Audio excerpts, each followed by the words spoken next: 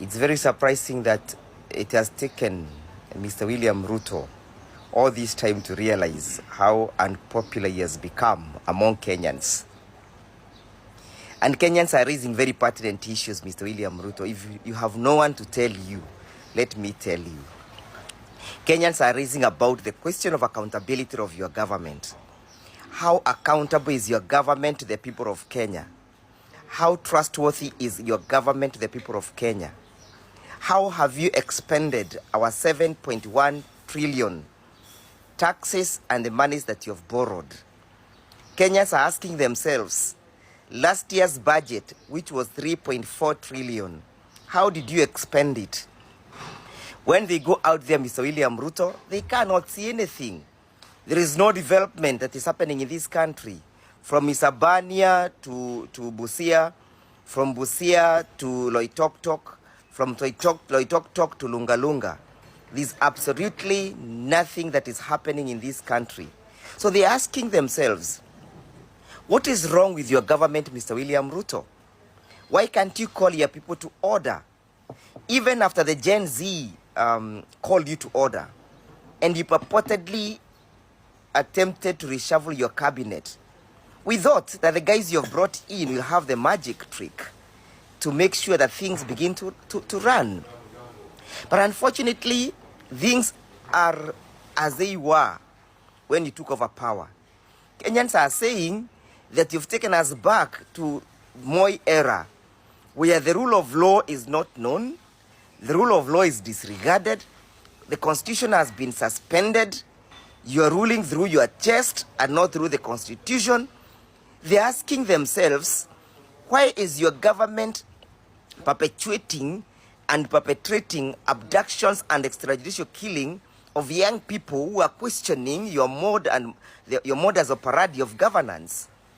And then they're asking themselves, is it worth to kill somebody who is just calling you to order? Is it worth to abduct somebody who is calling you to order and to reorganize yourself? Is it justifiable for your government to keep on abducting people and killing them just because they're asking for your accountability? They're asking themselves, Mr. William Ruto, why have you decided to change every system that worked in this country? Today, as we speak, university students are not learning for one semester. Their exams are beckoning. Their lecturers have never been to their classes. So they are asking Mr. William Ruto, what is wrong with your government? What is this bottom-up that you spoke about?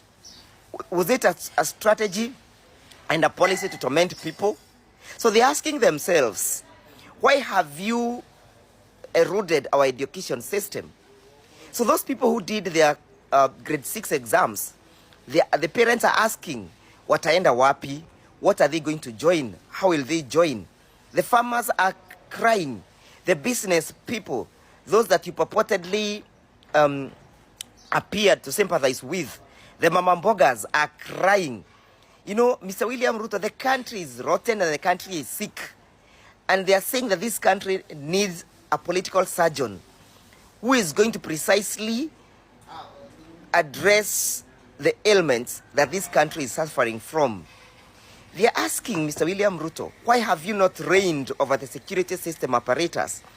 Why have you allowed the police officers and the Subaru boys to keep on killing people and abducting people? Why have you allowed the deterioration of the rule of law? Mr. William Ruto, the people are asking, why is corruption reigning in your regime? They're also asking me, Mr. William Ruto, why are you not able to reign on your corrupt officers? So, Mr. William Ruto, if you do not know what is ailing people in this country and why you have become so unpopular and why people are waiting for the second Tuesday of August 2027 to send you home, those are some of the issues that people are seeking to be addressed. And I know you don't have the will or the wherewithal to address those issues. You are not a man who is known to be accountable to the people. You're not a man who is known to be accountable to the law. You're not a man who is known to be accountable to the constitution. And so Kenyans are saying that they need a political surgeon who is going to precisely address, diagnose the problem underlying this country and use the prescription as laid out in our constitution to address them. because we have a prescription. The only person we do not have is a physician and a political physician and a political surgeon to administer the prescription contained in our constitution.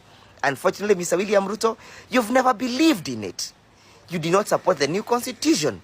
So the churches are up to protect their congregants and their faithfuls, and they are saying, do not touch the church. They are saying, keep away from the church. They are saying that the high time, if you find it fit and within your wisdom to resign, they are asking you to go now. They are also saying, should you not heed to the call to resign, Mr. Go, they are saying that they are going to deal with you on the second Tuesday of August 2027, when you'll have no cannons to stop them from removing you, cannons of water to stop you. They are saying that your guns on that day will be silent and no bullet will stop them from casting a vote as against you. They are saying, Mr. William Ruto, that on the second Tuesday of August, there is no tear gas that will stop them from casting a vote against you to remove you and send you to where you belong.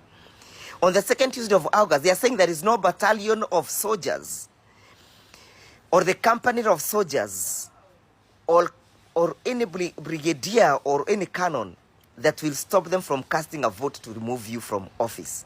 They are saying on the second Tuesday of August, Mr. William Ruto, there is no army batons or guns or bullets that will stop them.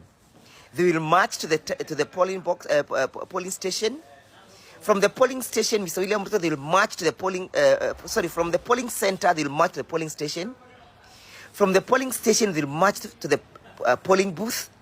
And from polling booth, they'll march to the ballot box. And they'll cast a negative vote as against you. We do not expect you to do anything. We are not calling for any sympathy from you. Wewe endelea tu vile unakaa. Kaa hivyo hivyo.